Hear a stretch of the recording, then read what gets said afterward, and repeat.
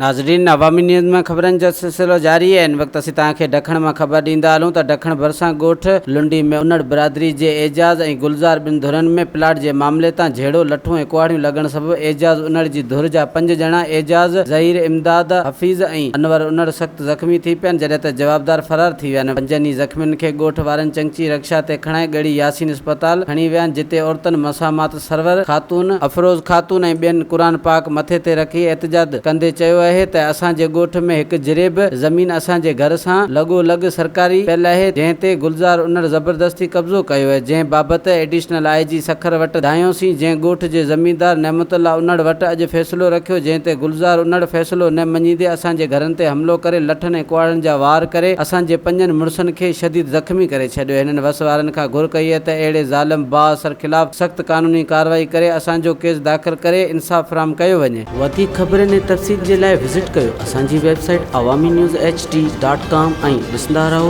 अवामी।